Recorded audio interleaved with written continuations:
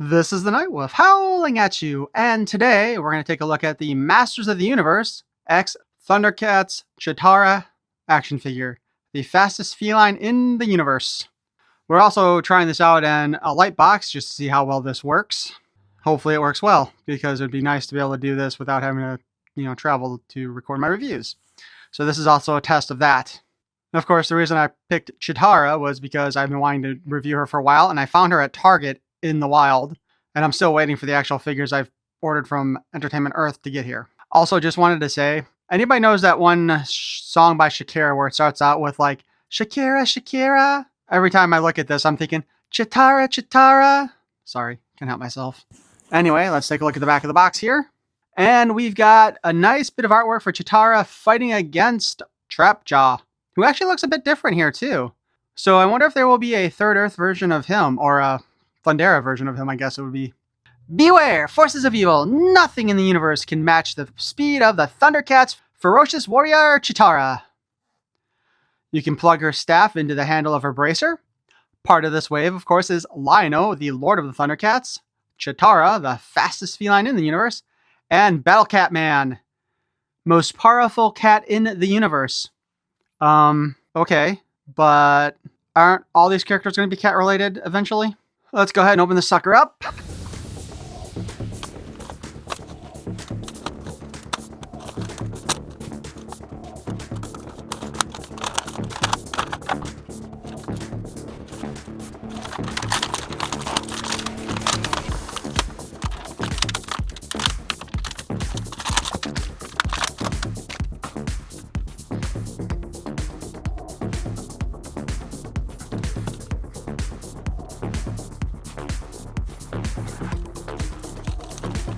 Swap out parts to transform from Thundercat to Eternian Warrior. And of course, we do have our first mini-comic, Third Eternia. Across the barren desert of the sands of time, a storm strikes the surface with evil intent. There is only one with the power to conjure such an unnatural disturbance. Crack! Skeletor. Using an ancient evil tome, the nefarious Lord of Destruction conjures a force that will finally give him the power to defeat He-Man and claim Castle Grayskull. Ancient spirits of evil, grant me your everlasting power to do your bidding. All it will cost him is something he had no use for anyway, his soul.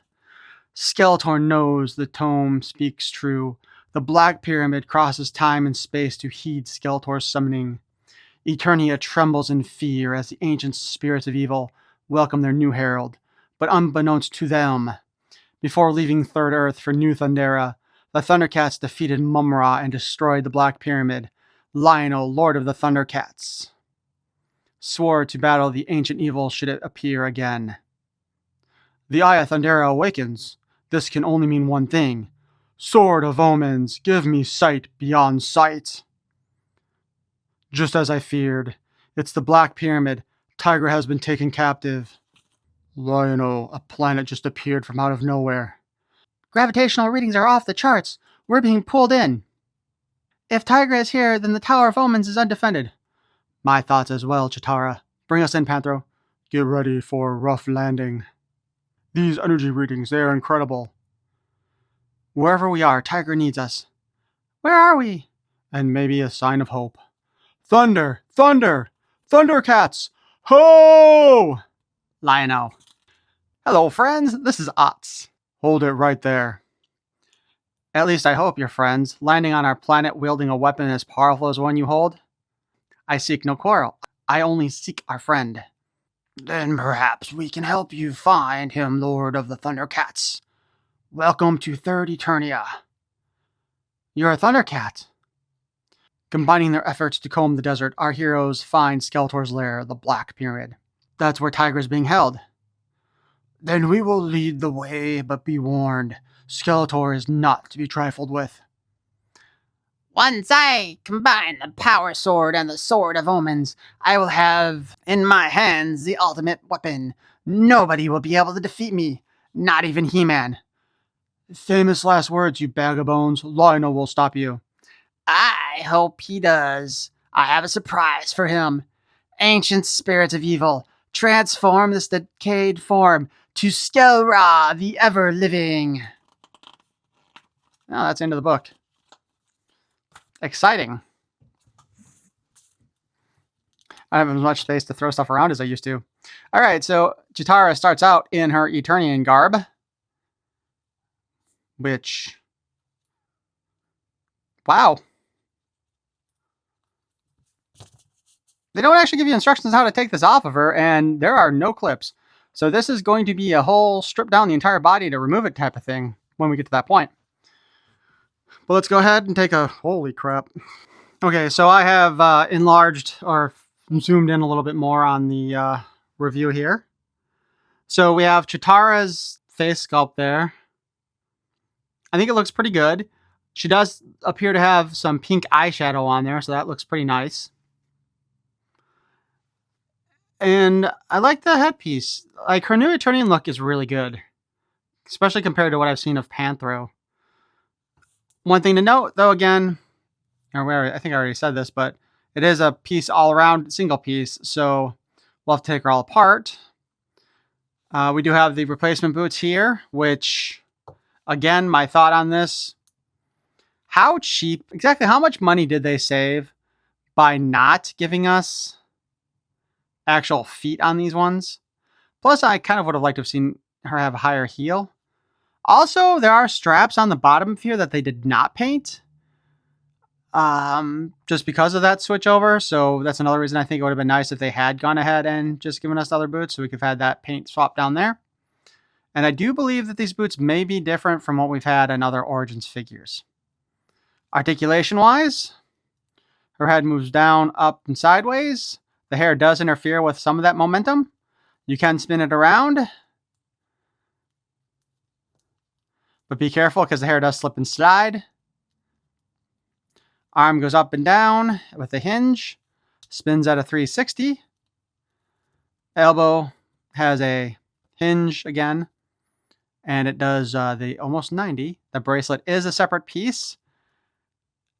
And I think it is painted because it looks like there's some paint on her hand right here.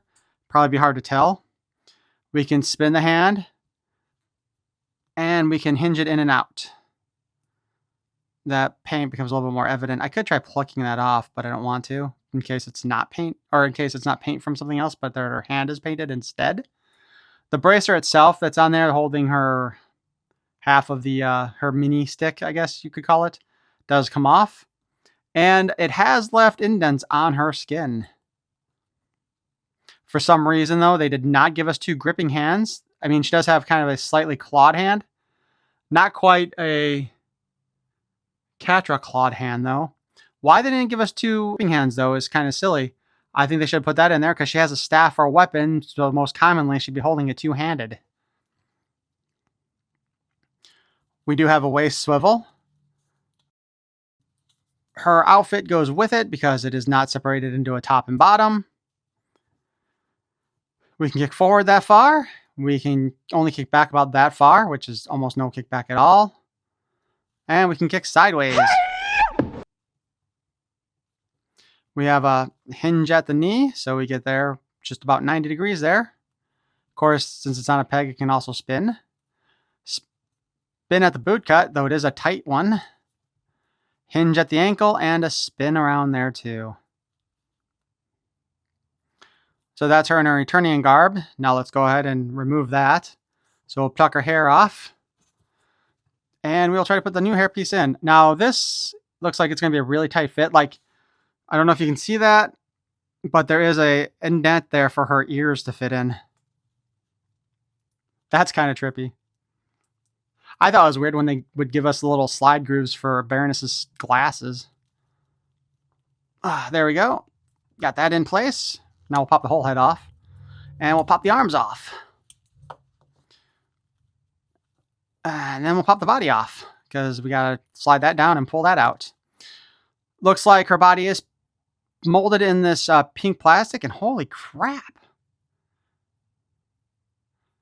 This looks like a fully new torso because she's got boobs.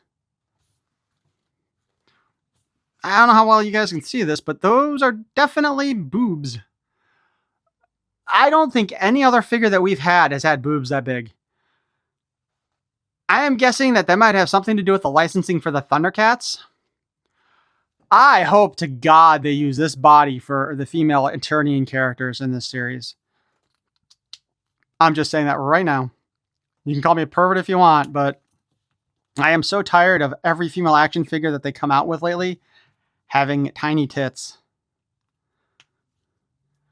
And now for the worst part of this, we got to take the leg off. This is the right leg. That's the left leg. Okay, here's the right one. There does not seem to be anything to really differentiate the front and back on this one like there is here, because you got the furry front, more fur on the front, I should say. So let's go ahead and try popping that out. Okay, now I can already see the plastic is weakening around that hole. So you're not going to want to do this too often because this could break stuff. Again, was this really worth the cost savings? I would also consider this to be a choking hazard, but that's just me. All right, the question is it on right?